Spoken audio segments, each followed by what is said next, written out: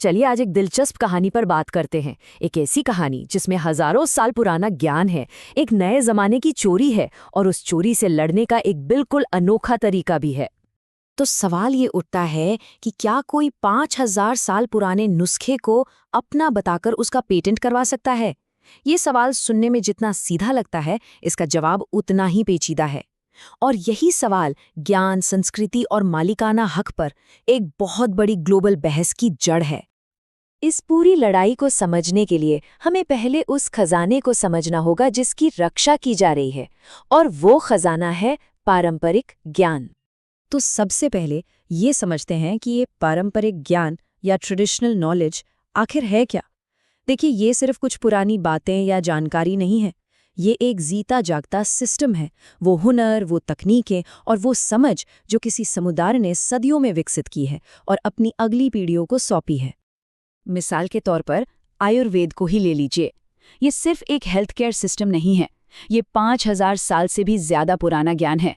इसके सबूत हमें ऋग्वेद जैसे प्राचीन ग्रंथों में मिलते हैं। ये सिर्फ इलाज नहीं, बल्कि जीने का एक पूरा फलसफा है, जिसे पीढ़ियों ने संवारा और आगे बढ़ाया है।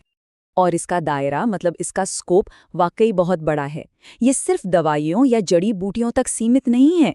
इसमें खेती के तरीके हैं, पानी बचाने की तकनीक है, बनारसी साड़ी और वारली पेंटिंग जैसा आर्ट है, यहाँ तक कि मौसम का अंदाज़ा लगाने का ज्ञान भी शामिल है। ये हमारी संस्कृति की रीढ़ की हड्डी है। लेकिन ज्ञान का ये जो इतना बड़ा और अनमोल खजाना था, इस पर एक नए किस्म की चोरी का खतरा मंडराने लगा। इसे कहते हैं बायोपायरेसी। आसान भाषा में कहें तो ये एक तरह की बौद्धिक चोरी है। मतलब कोई कंपनी या कोई व्यक्ति आता है, आपके सदियों पुराने ज्ञान को उठाता है और उसे अपनी नई खोज बताकर उस पर अपना ठप्पा यानी पेटेंट लगवा लेता है, और उस समुदाय को ना तो कोई श्रेय मिलता है, ना ही कोई फायदा। तो यहाँ पर ना दो दुनियाओं का सीधा टकराव है। एक तरफ है सामुदायिक ज्ञान, जिस पर पूरे समाज का हक है, जो सबके भले के लिए है, और दूसरी तरफ है बायोपायरेसी, जहां उसी ज्ञान को एक प्राइवेट प्रॉपर्टी बना दिया जाता है, सिर्फ एक कंपनी के मुनाफे के लिए।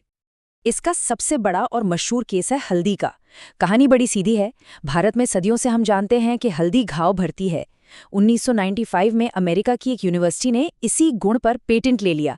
तब भारत ने इस पेटेंट को चुनौती दी और पुराने संस्कृत के श्लोक और ग्रंथ सबूत के तौर पर पेश किए। नतीजा, वो पेटेंट रद्द हो गया। ये एक बहुत बड़ी जीत थी।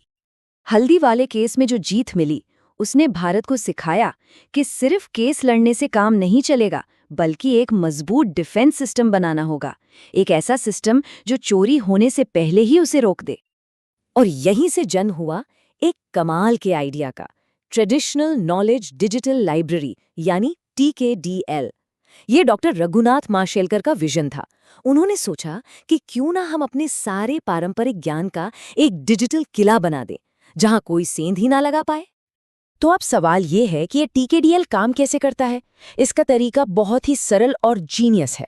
सबसे पहले सारे पुराने ग्रंथों और नुस्खों को स्कैन करके डिजिटल बनाया गया।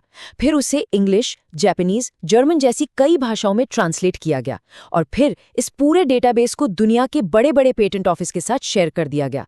अब कोई भी पेटेंट फाइल करता है तो एग्जामिनर पहले इस लाइब्रेरी में चेक कर सकता है और झूठे दावों को तुरंत खारिज कर सकता है। लेकिन कहानी यहीं खत्म नहीं होती। ये जो डिजिटल लाइब्रेरी है, ये तो सिर्फ एक हिस्सा है। भारत की रणनीति इससे कहीं ज्यादा बड़ी और कई परतों वाली है। चलिए देखते हैं। तो देखिए, एक एक करके कई कानूनी ढाल तैयार की गईं। बायोलॉजिकल डाइवर्सिटी एक्ट बनाया गया ताकि हमारे प्राकृतिक संसाधनों का कोई गलत इस्तेमाल ना कर सके। GI टैग यानी जियोग्राफिकल इंडिकेशन कानून आया ताकि दार्जिलिंग चाय या नागपुर के संतरे की पहचान सुरक्षित रहे। और पेटेंट एक्ट में भी बदलाव किए गए ताकि पारंपरिक ज्ञान पर आसानी से पेटेंट न लिया जा सके। तो कुल मिलाकर ये एक मल्टी लेयर्ड अप्रोच है।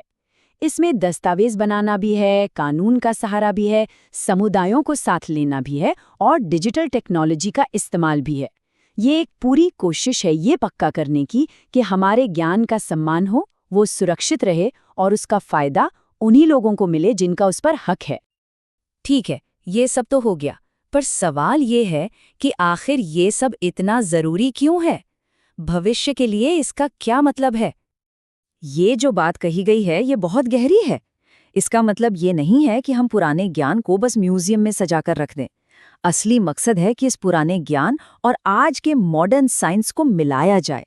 जरा सोचिए, जब हजारों साल का अनुभव आज की टेक्नोलॉजी से मिलेगा तो क्या-क्या कमाल हो सकता है। तो जब हम इस पारंपरिक ज्ञान को बचाते हैं तो हम सिर्फ कुछ पुराने नुस्खे नहीं बचा रहे होते, हम अपनी सांस्कृतिक पहचान को बचाते हैं। और साथ ही हम दुनिया की बड़ी बड़ी समस्याओं जैसे क्लाइमेट चेंज और हेल्थ केयर के नए समाधानों का दरवाज़ा खोलते हैं। ये सिर्फ हमारे अतीत का नहीं बल्कि हमारे भविष्य का भी हिस्सा है। भारत का जो अनुभव है वो दुनिया के सामने एक बहुत अच्छा मॉडल रखता है और हमें इसी सवाल के साथ छोड़ जाता है कि हम ऐसा भविष्य कैसे बना सकते हैं जहां नई नई खोज तो हो, लेकिन वो अपनी जड़ों का, अपने इतिहास का सम्मान करना न भूलें।